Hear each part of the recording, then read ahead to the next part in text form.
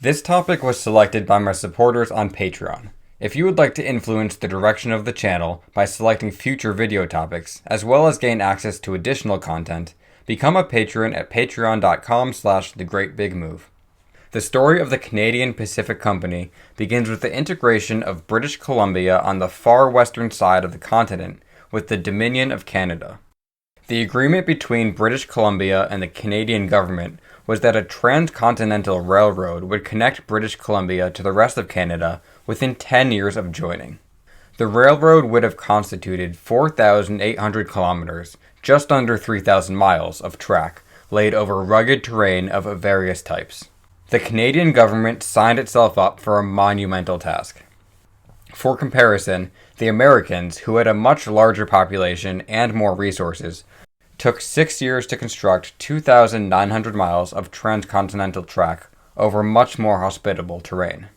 So it might not be surprising that the Canadian government failed to live up to its promise, and by 1881, the 10-year mark and the original deadline, only 1,448 kilometers of track had been completed. At this point, the Canadian government was looking to offload its obligation and turned the task over to an organization which would have a tremendous incentive to complete it. This organization was a private consortium called Canadian Pacific Railway, and the incentive was exorbitant upfront compensation in the form of 25 million acres of land, $25 million in funds, and another $50 million in the form of equipment and subsidies. At least as important, though, was the guarantee of a 20-year monopoly over the railroad once it was complete. Not only was the guaranteed revenue from the railroad a great incentive, but ambitious leadership of the company saw the opportunity to make the Transcontinental Railroad more than just a railroad. Despite all of the support, the company nearly went bankrupt as the railroad neared completion, but hung on long enough to see it through. Canadian Pacific used explosives, trestle bridges, and 15,000 exploited Chinese laborers to complete the Transcontinental Railroad in half the time allotted by the Canadian government. The last spike of the Transcontinental Railroad was driven by company executive Donald Smith on November 7, 1885. William Van Horn, the president of the company and the ambitious mastermind behind what would become one of the greatest transportation empires in the world, was present for the ceremony. But his only words were, quote, "The line has been built very well in every way," unquote. He was less interested in ceremony than doing the work to move the company forward. Before we move on, I want to take a moment to acknowledge the exploitation of the Chinese laborers, without whom the line would likely not have been built. 15,000 Chinese men went to Canada to do this work. They were paid half of what their white counterparts were paid, and they died at a rate of 4 men per mile of track. Without them, Canadian Pacific likely would not have survived its financial difficulties, yet their treatment by the company was abysmal. As such, in 2006, the Canadian government, partly responsible for the injustice, officially apologized. With the railroad complete in late 1885 and its first commercial operations commencing in 1886 with service between Montreal and Vancouver, Canadian Pacific was ready to begin building the transportation empire envisioned by William Van Horn. This empire would not be limited to land-based transportation. The keel for Canadian Pacific's first ship was laid down in 1890, and the ship was completed in 1891. She would be the Empress of India, a naming convention the company would stick to for its larger passenger ships, and one that was fitting for the long-term vision of the company.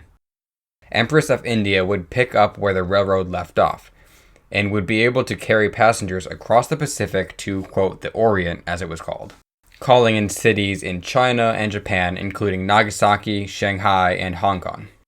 At just under 6,000 gross registered tons, Empress of India could carry 160 first class, 40 second class, and 600 to 700 steerage passengers, as originally configured. Clearly, she was meant to carry huge numbers of immigrants from Asia, but also to appeal to holiday goers in the smaller first and second classes. And when Canadian Pacific accepted delivery of Empress of India's 2 sister ships, Empresses of Japan and China, the 3 crack liners with service speeds of 16 knots could maintain a reasonably frequent service to Asia from Western Canada. The purpose of the 3 Empresses of the Pacific was not to earn a profit directly, but rather to increase passenger traffic on the railroad by increasing the utility of the railroad in the form of additional final destinations and points of origin. Interestingly, the ships did still earn a profit in their own right, just not as much profit as the railroad. In order to further boost the revenue and profitability of the Pacific Ocean liners, Canadian Pacific entered a contract with the British government to carry mail. The contract carried with it strict requirements to ensure the speed and reliability of the mail, but also brought significant benefit to Canadian Pacific, including a new revenue stream, favorability with the British government, and the ability to give their ships the RMS prefix, a symbol of prestige to prospective passengers. There was risk involved, though, in that penalties would be levied on the company if it failed to meet delivery timelines. But Canadian Pacific was up to the task, and wasn't penalized for the first 16 years of mail operations. This was a natural arrangement between the British government and Canadian Pacific, as Canadian Pacific's infrastructure connected many territories of the far-reaching British Empire. For the time being, though, the mail contract was only for the Trans-Pacific, because the company did not have ships up to par for carrying Royal Mail across the Atlantic. That would come later. In the meantime, Canadian Pacific was hard at work improving its land-based infrastructure. Despite its financial troubles during the construction of the transcontinental line, the company was becoming quite profitable. But William Van Horn was not yet satisfied with the transportation network his company had built, and most of the profits were reinvested back into the company in the form of improvements and growth. The original line was built over rugged terrain, often along mountainsides, and avalanches and snow buildup were ongoing risks to both efficiency and safety. So the company began constructing gigantic snow sheds at points of vulnerability along the railroad to protect the track.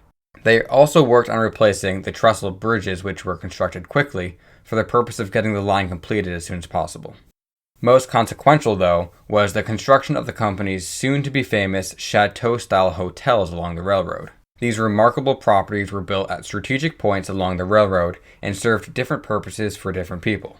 They were places to stay upon arrival in Canada or waiting for a departing ship after traveling on the railroad. They were bases for holiday-goers exploring the natural beauty of Western Canada, and they were destinations in and of themselves, offering unforgettable luxury and atmosphere to their guests. In order to boost the viability of the hotels in the western half of the country, and again increase passenger traffic on the railroad, Canadian Pacific President William Van Horn was busy lobbying the Canadian government to establish national parks. Whether his lobbying efforts were effective or not is sort of irrelevant, as national parks did begin to sprout up in Canada and did serve as an alluring attraction for more affluent passengers especially. But perhaps the most notable of these hotels, despite not being near a large national park, is the Chateau Frontenac, which is now the single most iconic landmark of Quebec and among the most beautiful hotels in the world to this day. The importance of Chateau Frontenac would only grow as Canadian Pacific continued to fulfill its destiny as the world's greatest transportation network. In 1906, Canadian Pacific entered the transatlantic market in a serious way, with the introduction of two brand new ocean liners built for the company by a shipbuilder across the pond in Glasgow, Scotland. These ships would be the Empress of Britain and the Empress of Ireland, intermediate liners with enough speed to fulfill Royal Mail contracts for transatlantic mail, thus earning each of these ships the RMS prefix. At least as important as the mail contract was that these two ships were fast enough to be convenient for prospective passengers. With service speeds of 20 knots, the two sister ships alone could operate on a 21-day round-trip cycle, with a 6-day crossing time and a 5-day turnaround time between voyages. This meant that one empress or the other would depart from both Liverpool and Quebec about every 11 days. While this was not the often sought-after 3-ship weekly service across the Atlantic, it was quite good for only 2 ships, partly owing to the fact that the journey from Liverpool to Quebec was shorter than from Liverpool to New York. Due to both the greater competition on the Atlantic versus the Pacific, and to the changing times and demographics, the new Atlantic Empresses were big steps up in terms of passenger accommodations, particularly in the lower classes. While the Empresses of India, Japan, and China had true steerage accommodations for immigrants, the Empresses of Britain and Ireland berthed most of its passengers in cabins, thus transitioning from steerage to third class. There were still steerage accommodations on board, though, with enough space for 250 less fortunate souls. Empress of Britain and Empress of Ireland were a little over 14,000 gross registered tons each. With a strong transatlantic service in place, a British citizen could travel from the home country halfway across the world to the farthest end of the British Empire without ever leaving the British Empire. assuming you count the British flagged ship as part of the British Empire. This was both a point of pride for British citizens, as well as a marketable point for Canadian Pacific, which leaned into the phrase, the All Red Line, referring to the all-British transportation network. During the summer months, the whole operation was running at full capacity, with guests overflowing at the chateau hotels along the way. In 1909, Canadian Pacific purchased 18 additional ships from the Allan Line, bringing the company's Atlantic fleet to a total of 29 ships to serve on lesser routes than the express Liverpool to Quebec route. One of the primary reasons for this fleet development program was the large wave of immigration underway at the time. British immigration to Canada alone accounted for 1.8 million people between 1900 and 1914, let alone the immigrants from other countries in Europe and beyond. Not only did this level of immigration increase revenue from passenger fares, but also from land sales. Canadian Pacific was in the process of selling off much of the land it acquired from the Canadian government as part of the original agreement. Canadian Pacific truly offered a one-stop shop for immigrants from Europe who traveled on their ships, stayed in their hotels, traveled again on their railroads, bought their land, and even bought their farming equipment and supplies from the company. Canadian Pacific was truly becoming an empire in its own right, while also serving another empire. By 1914, Canadian Pacific had one of the largest fleets of merchant steamships in the world, and certainly one of the most impressive. Tragically, though, it lost one of its crack liners on May 29, 1914, when Empress of Ireland, sailing down the St. Lawrence River for the Atlantic Ocean, was struck by the collier Storstad, tearing a 14-foot wide hole well below the waterline. Empress of Ireland went down in the St. Lawrence, taking 1,012 lives with her. There is a video on the sinking of Empress of Ireland on my channel, and I encourage you to go watch it after this video if you have not done so already. The unspeakable tragedy put a damper on the mood of the company and the traveling public overall, especially given the Titanic disaster just 2 years earlier to compound the loss of life at sea. Just a few months later, World War I commenced and passenger traffic naturally slowed to a trickle. Canadian Pacific lost 23 ships during the war, and so it went on a building spree afterwards, which included the replacement of the old Empress of India, Empress of Japan, and Empress of China in the Pacific, with faster and more modern ships to help maintain the company's premier image.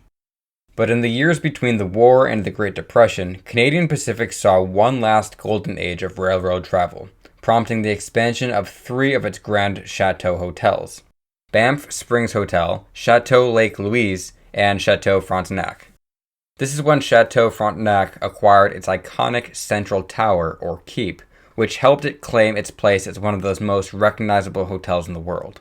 It is so iconic, in fact, that I once visited the hotel and waited in line to pay $20 for a drink in its famous 1608 bar. I wouldn't do it again, but I guess I'm glad I did it once. During the 1920s, the popularity of pleasure cruising began to grow, and Canadian Pacific, always looking for a new opportunity, obliged the new demand and began sending some of its ships on cruises. The most popular of these cruises were the 22-day voyages from New York to the Mediterranean. Longer cruises to the Mediterranean allowed for calls at ports such as Jerusalem, Cairo, and so on. Given the ease of seeing these faraway places in the form of a cruise from New York, it is easy to see why these cruises were so popular with Americans, and particularly in a world before widespread air travel. Once per year, one of the company's larger ships would be scheduled for a 4-month world cruise, which circumnavigated the globe, making calls at ports along the way, including the exceptionally popular Bombay, modern Mumbai, and Hong Kong. The popularity of the world cruise inspired Canadian Pacific to design its upcoming giant with cruising in mind.